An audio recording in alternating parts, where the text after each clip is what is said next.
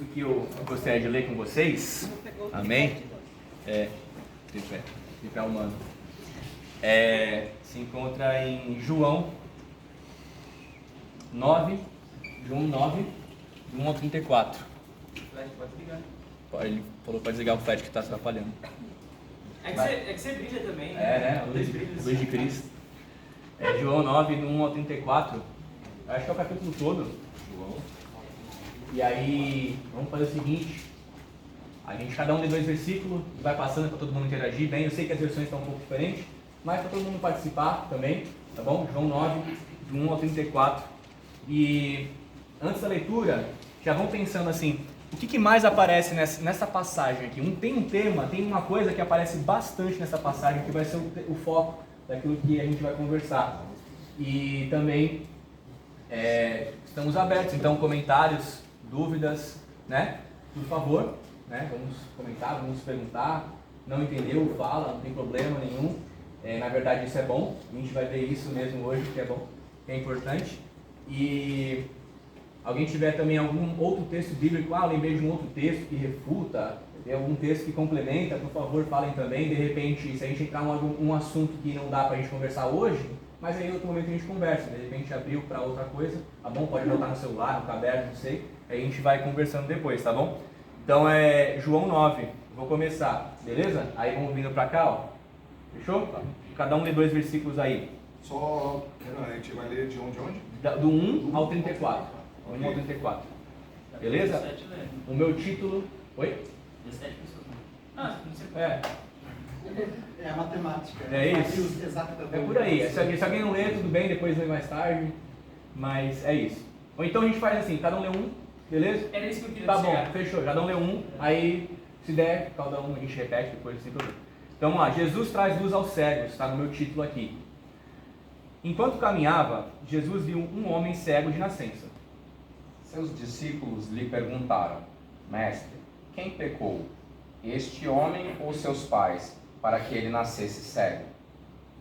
Jesus respondeu: Ele é cego sim, mas não por causa dos pecados dele, nem por causa dos pecados dos pais dele.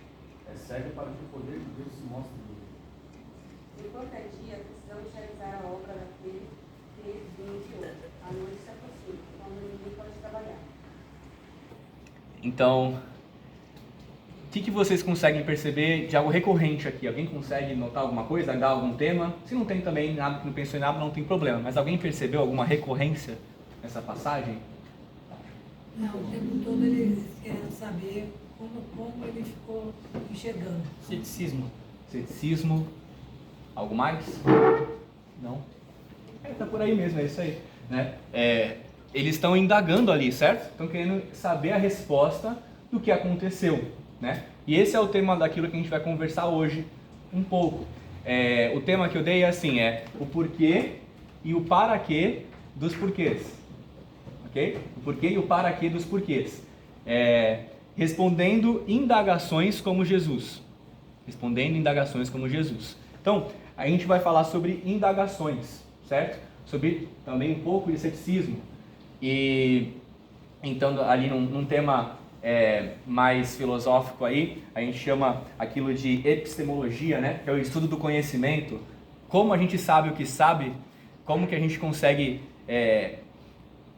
concluir as coisas que concluímos e tudo mais, né? Isso correto? Vocês que conhecem aí, eu sei, da epistemologia. E, bom, vamos falar então de 3 coisas, né? Eu falei aqui de indagação, mas são 3 tópicos que eu separei para a gente conversar. A gente percebe aqui que tem muitas perguntas, tem muitas indagações dos mestres religiosos, né? Do próprio cara que estava cego, dos pais, aos seus pais, né? Que não faltam são essas indagações. E partindo disso, então, são 3 tópicos, como eu falei. Primeiro seria o que a indagação dos discípulos nos revela, tá? A gente vai falar só sobre isso. Segundo tópico, o que a resposta de Jesus nos revela. E terceiro tópico, como viver através das revelações de Jesus. Então, são 3 coisas. A pergunta dos discípulos, a resposta de Jesus e o que aprendemos com isso. Ok? Primeira coisa, então, o que a indagação dos discípulos nos revela.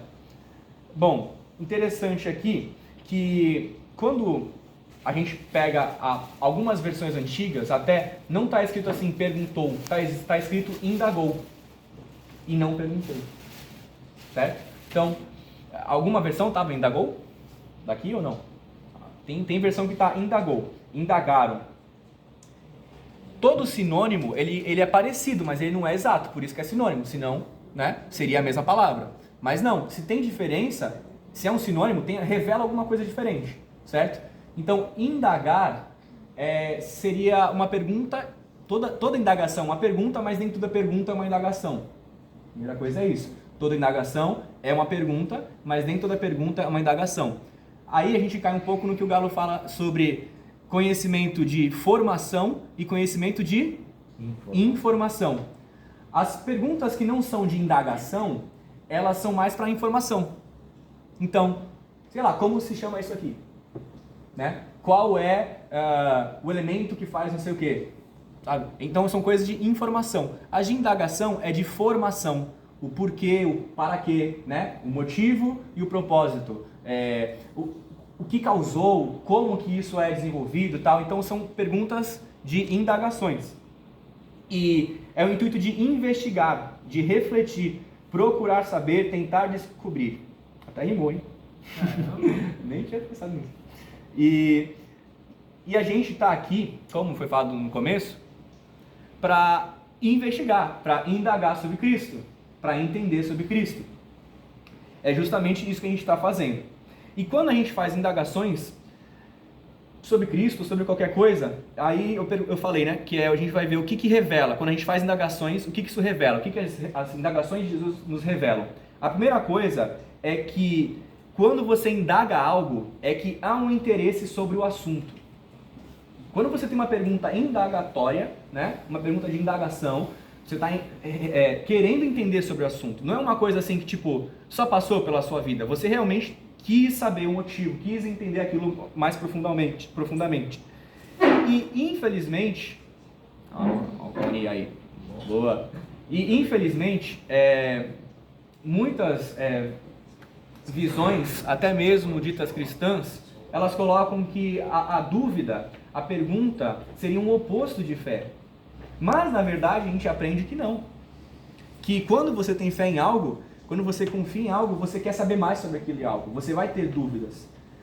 O que a Bíblia fala sobre, por exemplo, em Tiago, fala de não duvidar, não é duvidar de questionar, né? É de não ter certeza. Então, justamente, para você ter certeza, você precisa de ter o quê? Pergunta, indagações, entendeu? Então, o contrário de fé não é dúvida. O contrário de fé não é dúvida. O contrário de fé é incredulidade. Certo? Ou você crê, ou você não crê. O contrário de fé, incredulidade. Não é dúvida. E a incredulidade que é gerada e gera desinteresse. O que é incredulidade? Como que a incredulidade é gerada? Por desinteresse. E quanto mais você não confia em algo, isso gera desinteresse. Então, quando você se interessa, você vai ter dúvidas, você vai ter indagações. Todo mundo concorda? Amém. Sim? Amém? E a gente tem que criar, como Jesus criou, um ambiente em que se possa indagar, em que se possa refletir. Porque quando não há um ambiente em que se possa indagar, não há ambiente em que se possa compreender. Se a gente não tem um espaço para perguntar, para desenvolver, para indagar, para refletir, a gente não vai ter a certeza que a Bíblia fala que a gente tem que ter. É esperado que haja perguntas, que hajam indagações. Então, como eu falei no começo, né, por favor, digam aí se tiver perguntas, se você não estiver entendendo alguma coisa, comentários, tá bom? Pode anotar também para perguntar no final, se for para algum outro tema, beleza? E isso é observável também, por exemplo, relacionamentos, certo? Quando você não acredita em alguém, você sabe que aquela pessoa é mentirosa, você se dá o trabalho de perguntar sobre aquilo, sobre investigar aquela pessoa? Não. Quando você se interessa por algo que você investiga. Por exemplo, eu não gosto muito da área do porto, eu não trabalho nessa área, não tenho muito interesse, então eu não vou atrás para querer entender. Mas eu sei que tem alguns aqui que trabalham na área do porto, certo? Quem trabalha aqui na área do porto? Silvio, Adriano, telefone. Mais alguém? A Andresa. Então vocês talvez nem se interessem tanto, mas foram obrigados a se interessar e por isso tiveram que estudar, refletir, indagar, certo? Então, todos aqui estão interessados na Bíblia? Sim. Amém? Em Cristo. Então, Jesus. se você não está tendo dúvida, não está tendo indagação, alguma coisa está estranha. É natural que haja indagações para que você possa amadurecer, para que você possa crescer na fé e ter as respostas, tá? É isso que a Bíblia está mostrando para a gente. Quando o seu coração então estiver com dúvidas, com perguntas, acalme o seu coração. E acalme o coração de quem está do seu lado, porque você, na verdade, está sendo mais chamado para Deus. Deus está te chamando ainda mais, você está demonstrando que você está com mais interesse. E não é o que muitas vezes as igrejas falam, que não pode duvidar, não pode perguntar. Pelo contrário, né? E aqui temos pessoas aptas e dispostas a ajudar umas às outras. Então, de repente, você que tem outras dúvidas aí que vem na sua mente agora, por favor, procure a gente para que essas respostas sejam encontradas, né? Agora, é aquela frase, né? Não espere uma pergunta difícil, não espere resposta fácil, né? Então, perguntas complexas, o sentido da vida, o propósito da vida, devo crer na Bíblia ou não, por que devo crer? São perguntas complexas. Dificilmente em 1 minuto você vai conseguir sanar tudo ali daquela dúvida, tá? Né? Então, por favor, também tenha essa noção. Uma pergunta difícil, um texto difícil, não vai ser fácil que a gente vai conseguir encontrar a resposta, né? E a gente vê isso em vários momentos na Bíblia. Essa questão de Deus chamando a gente para um culto racional, não racionalista. Não que só é explicado pela razão, mas que envolve a razão. Por exemplo, uma passagem que eu gosto muito é de Abraão e Melquisedeque, e na verdade depois, né? Eu acho que é depois de Melquisedeque, que ele fala assim: como eu posso ter certeza de que o Senhor vai cumprir as suas promessas?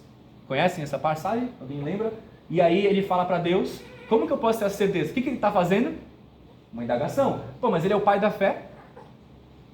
Por isso mesmo, porque ele se preocupou em realmente ter certeza naquilo que ele estava sendo chamado para fazer. Como é que eu posso ter essa certeza?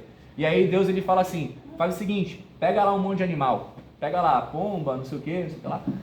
A gente lê, a gente não entende. Tipo, qual que é a lógica? Abraão estava entendendo. O que acontecia naquela época? As pessoas não tinham contrato escrito e era muito feito também, né, boca a boca. Porém, para deixar aquilo um ritual mais sério, o que acontecia? Quem tinha mais posse, quem era mais poderoso ali, ele fazia um contrato com quem estava servindo, e aí ele falava para pegar animais, e aí esse cara que ia servir, ele pegava os animais, voltava, e ele cortava os animais no meio. E o menor, né, o mais humilde, vulnerável, ele falava assim, ó: eu vou cumprir com a minha palavra. Se eu não cumprir com a minha palavra, aí ele andava por meio dos animais que estavam despedaçados ali. Se eu não cumprir a palavra, que você faça isso comigo, que eu seja despedaçado. Era uma forma, um ritual de fazer aquilo. Então Abraão, quando Deus chamou, pega os animais, ele entendeu: opa, ele vai fazer uma aliança comigo, ele vai fazer um contrato comigo. Só que o que acontece quando ele pega os animais e volta? Depois que ele cortou, ele tem um sono profundo. E aí, o que aparece? Um fogo e muito vento passando por entre os animais, que era uma manifestação de Deus lá já com Noé, por exemplo, que tinha acontecido. Com Noé não, desculpa, com Moisés depois na frente. Então a gente vê que é o agir de Deus ali, falando, acontecendo. E esse fogaréu, passando por entre os animais, ele fala: eu cumprirei com a minha palavra. Se for necessário, eu vou ser despedaçado, mas eu que sou o maior estou garantindo. Você realmente não conhece, você realmente não consegue, mas eu consigo. Confie em mim, eu prometo por mim mesmo. Só que agora não era o mais vulnerável, era o mais poderoso. Em que história que isso aconteceu? Nenhuma. É só na de Deus, que foi revelado isso onde? Em Cristo. Porque quantas vezes o lado mais vulnerável falhou no seu pacto? Mas aquele que prometeu é fiel para cumprir. E ele realmente teve que ser despedaçado para que cumprisse com a sua palavra, literalmente ali. Então, como que a gente sabe tudo isso? Como que isso foi revelado para Abraão? Porque ele teve uma indagação.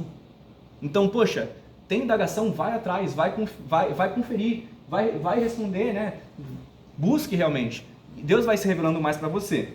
Então, quando você tem interesse, você faz indagações. Esse é o primeiro ponto. O segundo ponto é que quando a gente indaga alguma coisa, a gente percebe, opa, há limitações no ser humano. Seja no que está falando ou no que está entendendo. eu posso estar com uma limitação, que eu não estou entendendo o que o outro está explicando, ou quem está explicando não está explicando muito bem também. Né? Geralmente quem está falando fala que a culpa é do outro, o que está escutando. E o que está escutando fala que a culpa é de quem está explicando.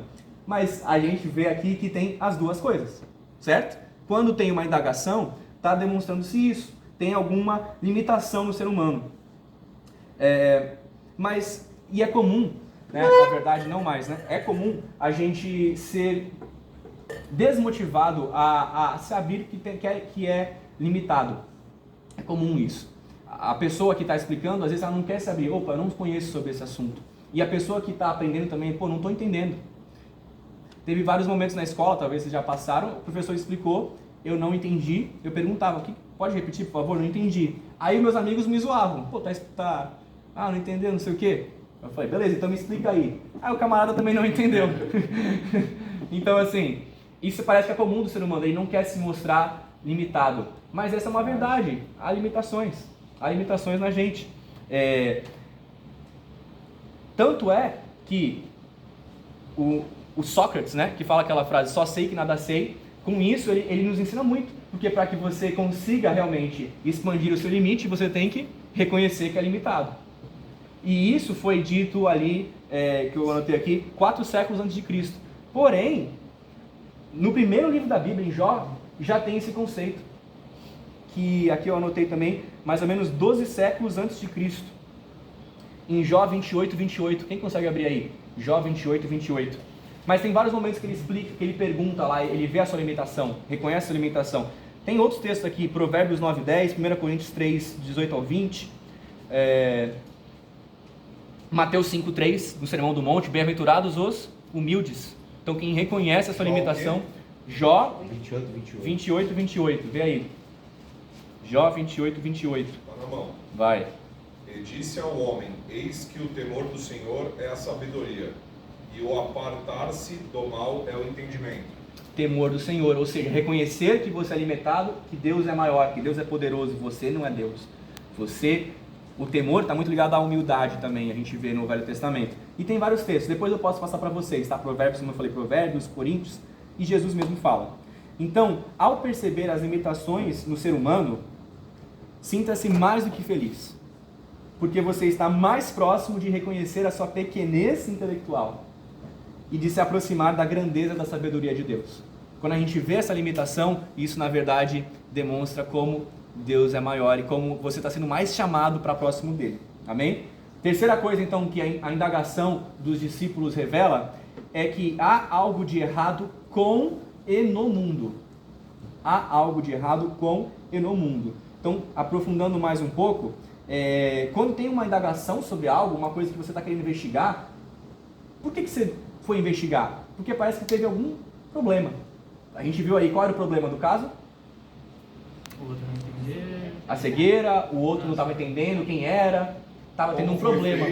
Como foi feito, a própria cura, mas há um problema, quem era Jesus, mas há um problema, há um erro. A pergunta, Adão e Eva, ele estava ali diante de Deus, ele ia falando com Deus, mas assim, as perguntas acontecem mais quanto mais no pecado a gente está. É para mostrar o erro, entendeu? Se tivesse tudo perfeito, não teria como haver pergunta. Não tem um texto que fala, agora vemos parcialmente, porém depois veremos face a face, plenamente, certo? Então as perguntas também estão mostrando que a gente está num ambiente que está limitado, que tem um erro, que não está perfeito, certo? E é tão interessante isso que, percebendo isso, a gente vê que o problema não está somente em mim ou em quem está explicando, nem na própria explicação, né, na exposição, mas que há algo de errado na realidade em que vivemos. E não tem nenhum ser humano que não reconheça isso. Não tem nenhum ser humano que não reconheça isso. Todos reconhecem isso. Que tem um problema com a realidade. Que a sociedade não é perfeita. Que o mundo ele está em problema. E mesmo assim, mesmo com a nossa pequenez, né, com a nossa falta de entendimento, a gente consegue perceber que tem esse problema, que tem algo incorreto. É perceptivelmente notório isso. Algo não é como deveria de ser. Por que a gente se indaga quando tem morte? Por que a gente fica triste? Se fosse algo natural. Por que a gente acha ruim? Se fosse algo que é normal. Então, essa revolta que dá, cognitiva da gente, ela na verdade, ela é para nos aproximar de que tem uma solução. Isso nos leva, então, ao nosso último passo aqui do que a revelação as indagações dos discípulos nos revelam. Elas revelam que há algo de certo com e no mundo. Porque se a gente está indagando, quer dizer que a gente consegue ver, deve ter uma resposta para isso. Alguma coisa está errada, mas como é que eu consigo perceber o que está errado? Se não tivesse a luz, como é que eu ia saber o que é treva? É porque existe uma luz, é porque eu vejo uma falta. Alguns falam assim, eu não tive pai, então não sei direito, né, o que é ser um pai e tal, e aí às vezes podem colocar isso para Deus, né, que quando a Bíblia fala que Deus é pai. Porém, você sabe o que seria um pai ruim?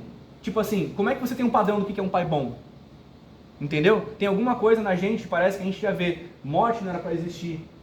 A mentira não é para ter. A santidade, né? Era para existir a santidade, não a profanação. Então, a indagação, ela também está revelando que existe algo certo com e no mundo. Na verdade, quando as pessoas estão tentando argumentar contra Deus, isso está afirmando. Isso é uma prova de que existe algo superior que define o certo e o errado. Porque normalmente eles vão falar que criticam muito assim, né? Se Deus é bom, como é que tem algo errado? Tá, se Deus não existe, como é que você sabe o que é certo e errado? Cada um decide? Então o Hitler estava certo? E aí tem outras relações, né, que a gente pode fazer. Mas então quando a gente pergunta, quando a gente indaga, a gente na verdade está afirmando. Ou seja, quando isso surge em nós intrinsecamente e a gente muitas vezes quer negar, quer indagar, em busca de indagar a Deus, a gente o afirma. Porque a gente vê, alguma coisa tem aqui, não é possível. Não estou entendendo, mas dá para entender. No que a gente leu, né, o homem ele era cego de nascença, mas hoje poderia ser uma outra forma que a gente poderia ver de um problema. De repente que você visualiza ali uma injustiça social, né, um trauma que você teve, os desastres naturais. Mas por que a gente se revolta com isso? Isso está no nosso coração porque não era para ser assim. Então, indague, mas entendendo que há uma solução para esses problemas. Indague sabendo que a solução é Cristo e que existe uma resposta. E que indague realmente com interesse, sabendo que Ele quer te responder. Ele quer mostrar que Ele é real e que Ele é a solução. E aí eu queria ler João 20. A gente leu, né, na verdade, né? Foi o 20? O 9, né? João 20. Deixa eu ver aqui, que eu... Agora... João 20, 19. Ele vai indagar. Sim, mesmo. Deixa eu ver aqui. João 20, 19. Tá na mão. Deixa eu ver aqui, rapidinho. Ah, tá. Não vou ler não, que é grande. Eu lembrei o que é. É de Tomé. É de Tomé. A história de Tomé. Tu não precisa ler não, que é meio grande. A história de Tomé. Tomé, como é que foi que aconteceu? Jesus ele tinha ressuscitado, porém Tomé não estava lá. Tomé falou, eu só vou crer se eu vê-lo, né, e tocá-lo na mão, né, na ferida. Jesus não estava lá. E você vê Jesus fazendo o quê? Ele vai lá. Ele aparece para Tomé depois. E ele fala exatamente o que Tomé tinha perguntado. A maneira que Tomé tinha duvidado. Que Deus é esse? Como que pode? Imagina, sabe quando, imagina você morreu pelo cara, você ressuscitou pelo cara, aí o cara fala, não duvido, só vou acreditar se eu ver mesmo. Tipo, e aí ele vai e faz aquilo. Mas por quê? Porque era uma dúvida real do coração de Tomé. Não era aquela dúvida, às vezes as pessoas perguntam não querendo saber a resposta. Deus ele viu o coração de Tomé, ele viu realmente que era uma dúvida real. E aí ele foi e apareceu com tamanha humildade. E falando exatamente a resposta para aquilo que ele queria. Para aquilo que ele precisava. E para ele era o que testificaria. Para testificar. Então, se você tem dúvidas, né, vá atrás. A gente vê pela revelação da Bíblia que ele quer responder. Também aquele texto lá, pedi, dá-se-vos-á, né, batei e será aberto.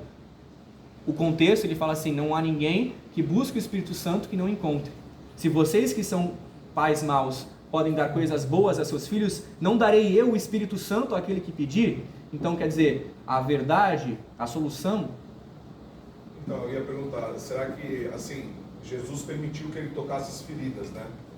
Esse ato de Jesus ter permitido que ele tocasse as feridas é por causa que era necessário aquilo para que ele acreditasse, para que ele viesse a acreditar? Com certeza. Era um sinal, devido à falta de fé, Deus ele operou isso aí, mostrou para ele, porque ele sabia que ele precisava daquilo. Todo mundo precisa disso? Não, porque Jesus logo fala depois, bem-aventurados, mais do que felizes quem não viu e creu, né? Então a gente não precisa, mas Jesus ele entende A necessidade de cada um. a necessidade de cada um. Ele sabe o que a gente precisa. Porém é interessante que Jesus ele não fala assim só, para de frescura aí, crê logo. Não é? Tipo, ele realmente se importou com o que Jesus falou, com o que Tomé falou.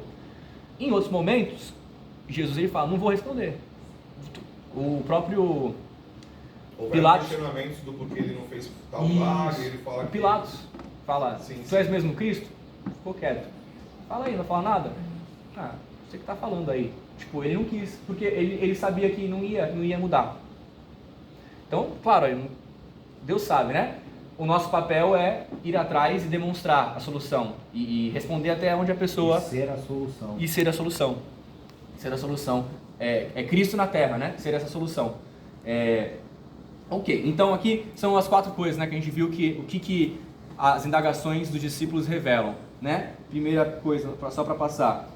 Há algo de errado em quem fala ou em quem está... Há limitações no ser humano, certo? Há um interesse sobre o assunto. Há limitações com e no mundo. Há limitações com e no mundo. Porém, há algo de certo com e no mundo. Há algo de errado com e no mundo. Há algo de certo com e no mundo. Beleza? Então, as indagações revelam isso, pelo menos isso. Pode ser que revele outras coisas aí que Deus está falando contigo, assim, mas a gente consegue perceber isso, tá? Outra coisa, o segundo ponto, então, é o que a resposta de Jesus nos revela. O que a resposta de Jesus nos revela. E aí, versículo 1 ao 11, acontece esse foco da resposta de Jesus. Versículos 1 ao 11. João 9, né? Isso, João 9, versículos 1 ao 11. Eu vou ler. Ou não, alguém lê, por favor. João 9, do 1 ao 11. Raoni, vai ler? Leio. Do 1 ao 11. Sem enxergar. Se estiver ruim... Não dá para ler. Do 1 ao 11. Do 1 ao 11. Isso. E passando, viu um homem cego de nascença. E perguntando-lhe seus discípulos, dizendo: Rabi, quem pecou? Este ou seus pais? Para que haja nascido cego. Jesus respondeu: não pecou este, nem seus pais, mas para que as obras de Deus fossem manifestas nele. Devemos fazer as obras do que me enviou, enquanto é de dia, porque vem a noite, quando ninguém pode trabalhar. Enquanto eu esteja no mundo, sou a luz do mundo. Havendo dito isso, cuspiu na terra e com a saliva fez um lodo e lhe untou o lodo sobre os olhos. E disse: vai e lava-te no tanque de Siloé, que traduzindo é enviado. Foi, pois, lavou-se e regressou, vendo. Então os vizinhos e os que antes viam, pois era mendigo, diziam: não é este que se senta e mendiga? E os outros diziam: é este. Oi? 1 ao 11, né? Do 11, Ainda não chegou. Tá. Pode continuar. E os outros diziam: não, senão se parece com ele. E ele dizia: sou eu. Então lhe diziam: como te foram restaurados os olhos?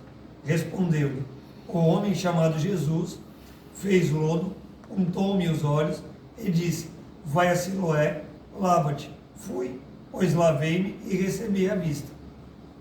Até aqui. Amém. Então, só para relembrar, né? Então, o que a resposta de Jesus nos revela? A primeira coisa, são 3 coisas que eu peguei aqui. O ser humano foca no problema. Jesus foca na solução, né? O ser humano foca no problema. Jesus foca na solução. Vocês repararam que Jesus já tinha curado outras pessoas, mas nenhum discípulo foi para Jesus e teve o pensamento de pedir para que ele fosse curado? Ninguém fez isso. Nenhum discípulo fez isso. Eles estavam do lado do próprio Cristo e não fizeram isso. Não foram atrás de pedir. Há algum relato de alguns discípulos ter alguma enfermidade, alguma coisa que necessitava de cura? Não estou falando dos próprios discípulos. Ah, tá. Estou falando que eles já tinham visto Jesus curando outras pessoas. Mas nenhum discípulo naquele momento foi atrás de Jesus para pedir uma cura, entendeu? O que significa que a gente não foca na solução. A gente tinha a solução, eles tinham a solução do lado deles, mas eles não foram. Tipo, os discípulos já andavam com Jesus ali, entendeu? Naquele momento ou Naquele momento. O quê? Ninguém que foi perguntar. Ninguém foi perguntar naquele momento. Porque depois na Bíblia eles falam pra gente orar para que Jesus cure.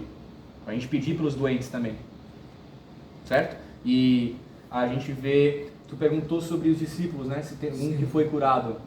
Não sei, se tinha alguma que tinha alguma enfermidade, alguma coisa, para poder gerar essa cura, porque às vezes também não tem necessidade. Sim. tinha o João menor. Então, aí eu ia falar do The Chosen, que ele coloca o Joãozinho, né? Chama de Joãozinho. Mas não tem selado na Bíblia. Não tem selado na Bíblia que ele tinha um problema ali, certo? E nem tem a passagem do pedido dele. Não. Foi algo que a série colocou. Ele não pede isso. Não pede. Eu acho que dá a entender, porque embora não houvesse fisicamente, com certeza, emocionalmente, cara. Sim, todos. O João, sei lá, deve ter se abalado, eu não tenho plena noção, em algum momento. E ele, não sei se todas as vezes ele foi até Cristo para falar. Assim. Embora tendo a solução, como se tivesse um livro, um dicionário, e ali, pô, não consigo falar inglês, tá o dicionário de inglês na minha frente, não consigo. Eu tô com fome, tô focando no pão na mão. Um cara com pão na mão e ninguém foi lá. Então a gente não vê isso nesse momento dos discípulos, tá bom? Porém, Jesus ele não perde a oportunidade de fazer essa tarefa que Deus o enviou para fazer, que é solucionar o problema. Ele não apenas diz, primeiro ele diz, né, que aquilo tinha acontecido para que o poder de Deus se manifestasse. Ele na verdade trata de mostrar a realidade desse poder através da cura. Agora, o interessante, perguntaram por quê? E Jesus falou para quê? Perguntaram o motivo. Jesus foi no propósito. Então é a segunda coisa. Além do ser humano focar no problema e não na solução, o ser humano foca muito no motivo. A gente foca muito no motivo das coisas. E não no propósito. Muitas vezes nós nos preocupamos muito em falar dos problemas também. Mas será que temos nos preocupados em revelar, em focar na solução?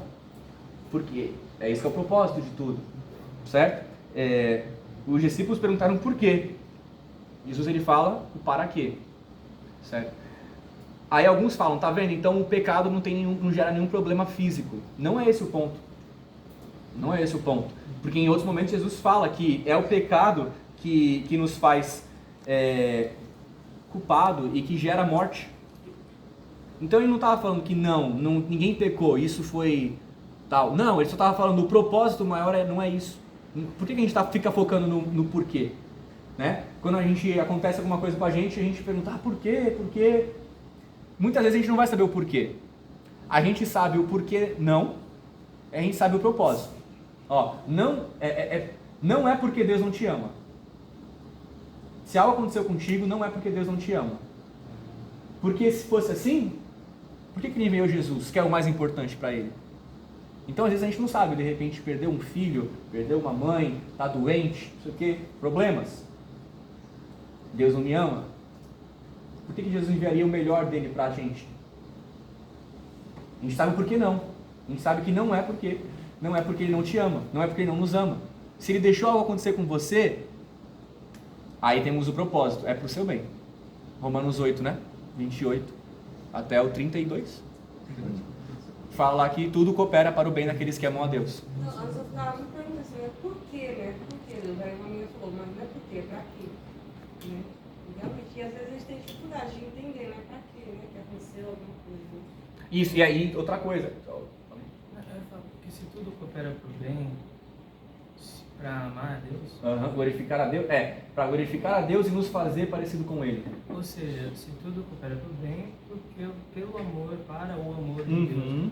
Deus. Logo, toda aquela indagação que eu tenho é para quê? Para amar a Deus. Para amar a Deus. Seja a pior das doenças, seja a maior da felicidade. Isso aí. O propósito é esse, é Ele se revelar pra gente e Ele formar Ele na gente. Né? O Romanos 8 fala isso, Cristo ser formado em nós. Tudo coopera para que a gente seja parecido com Cristo. Né? Então, quando acontecer as coisas com vocês, pensem nisso. Qual que é o propósito disso que está acontecendo?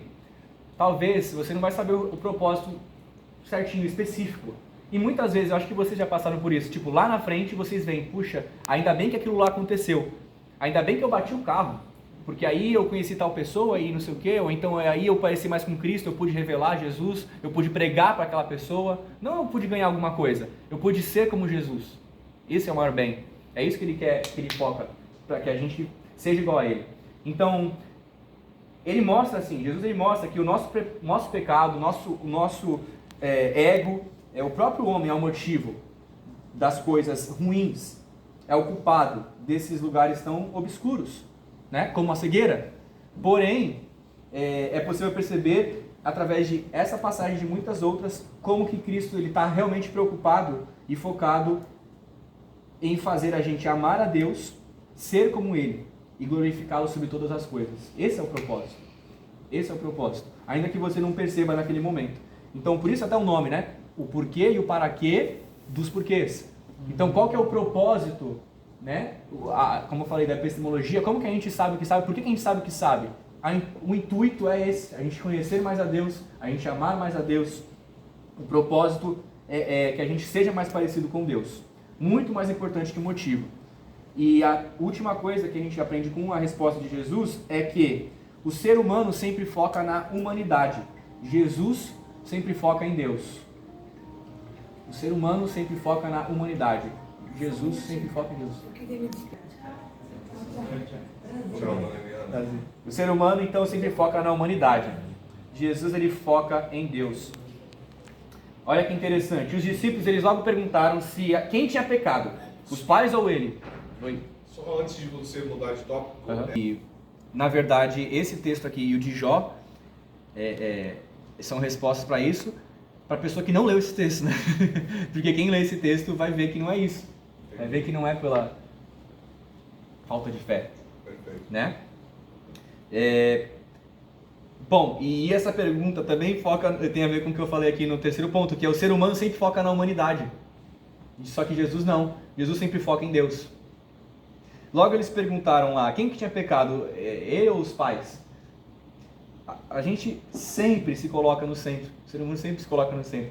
O orgulho tem nos afastado de Deus. Desde a primeira criação do homem, né? Desde o primeiro homem e mulher, até hoje em dia, quando a gente falha. Por quê? Orgulho, a gente está pensando na gente. Porém, perceba que como a vida, a morte e a missão e o coração de Jesus é justamente o contrário, justamente o oposto. O orgulho tem nos afastado de Deus. E perceba como a humildade de Jesus tem nos aproximado de Deus. Uma realidade de total entrega, humildade e amor. E isso faz a gente se aproximar de Deus. Fez a gente e continua fazendo a gente, né? Então ele não entra no mérito humano. O mal, a doença, o problema é sim fruto do pecado. Ele fala isso em vários momentos, mas não é esse o mais importante. Isso aí é uma coisa só, entendeu? Agora, qual que é a solução? Ele é a solução. Ele estava lá. E você vê que até mesmo no maior momento de Jesus ali de dor carnal e espiritual, ele viveu isso. Do seu corpo estava saindo sangue, mas de sua boca saía a palavra de Deus. Jesus na cruz, ele saiu dele ali a palavra de Deus.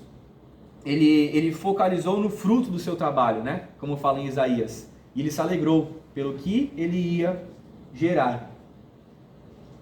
E aí ele foi até o fim em sua missão. E é isso que faz também Jesus o homem perfeito. Porque ele realmente percebia que era Deus A resposta de tudo é Deus. É isso que faz ele ser tão diferente de qualquer um que já existiu, existe e existirá. E aí, portanto, então eu incentivo vocês, incentivo a mim mesmo, né? Ao olhar a realidade e uma indagação surgir, que possamos ser como Cristo. Focar na solução, no propósito e em Deus. E a última coisa, bem rápida, como viver através dessa revelação de Jesus? Como viver? E humanamente, é possível? Impossível. Impossível. Impossível. Não houve, não há, não haverá nenhum homem capaz de produzir o que Cristo produziu e produz. A gente só conseguirá viver como Ele através da graça. Um texto que eu gosto bastante é do jovem rico, que deixa isso bem claro, né? O jovem rico. Ele chega para Jesus. O que eu faço para poder conquistar a salvação, herdar a salvação? Jesus ele fala assim, você conhece, né? As leis e tal. Aí ele fala, tenho seguido as leis desde moço, desde criança. Jesus não nega, ninguém ali nega. Então pelo jeito ele seguia ali, superficialmente pelo menos. Porém, eu não lembro, acho que é Marcos, né? Fala assim, Jesus então o amou e disse, uma coisa te falta. Vai, vende tudo e me segue. O jovem rico saiu triste, pois possuía muitos bens. Então Jesus se virou para os discípulos e disse, quão difícil é um rico entrar no reino dos céus. É mais fácil um camelo passar no buraco da agulha. Os discípulos então ficaram atônitos, revoltados. Como assim? Então quem pode ser salvo? Porque se ele que era rico, abençoado por Deus, cheio de saúde, que seguia a lei, não pode ser salvo? Então quem pode ser salvo? Jesus responde, para o homem isso é impossível, mas aquilo que é impossível para Deus, para o homem, é possível para Deus. Aquilo que é impossível para o homem é possível para Deus. Então, essa frase do caminhão lá, ela está falando de salvação. O que é impossível para o homem. Pensa na pessoa mais parecida com Jesus que você conhece. Pensa na pessoa que é mais exemplo para você. Ela não conseguiria entrar no céu se não fosse por Jesus. Ela não é capaz. A pessoa mais exemplar ali que você vê não é capaz. É apenas pela graça de Jesus, porque só Ele é perfeito. E é essa graça que nos ensina. Essa graça. Tito 2, o Adriano gosta pra caramba desse texto. Tito 2, do 12 ao 14. Uma irmã aí pode ler? Tito 2, do 12 ao 14. E mais uma outra irmã também, Efésios 2, do 7 ao 8. Efésios 2, do 7 ao 8. Tito 2, 12 ao 14. Pode ler Efésios primeiro? Lê o Efésios primeiro, por favor. 2, 7 a 8, né? Isso. Para mostrar nas eras que hão de vir a incomparável riqueza de sua graça, demonstrada em sua bondade para conosco em Cristo Jesus. Pois vocês são salvos pela graça, por meio da fé, e isso não vem de vocês, é dom de Deus. Tito 2, quem vai ler? 12 ao 14.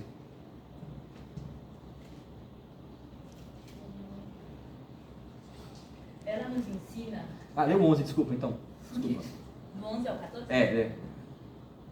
Porque a graça de Deus se manifestou salvadora a todos os homens. Ela nos ensina a renunciar à impiedade e às paixões mundanas e a viver de maneira sensata, justa e piedosa nesta era presente. Enquanto aguardamos a bendita esperança, a gloriosa manifestação do nosso grande Deus e Salvador, Jesus Cristo, Ele se entregou por nós, a fim de nos remir de toda a maldade e purificar para si mesmo um povo particularmente seu, dedicado à prática de boas obras. Amém. Então, as boas obras não são a forma que somos salvos, né? Mas é o para que nós somos salvos. E como que nós conseguimos fazer essas boas obras? Tito entra ao 12 agora. A graça nos ensina a viver de maneira piedosa, certo? A graça nos ensina. Muitas vezes a gente vê o quê? Como eu falei, a gente foca no motivo pelo qual Jesus nos salvou. Jesus nos salvou pelo amor dele e tal, ele morreu na cruz e tudo mais, e nós não conseguimos. Mas e o propósito?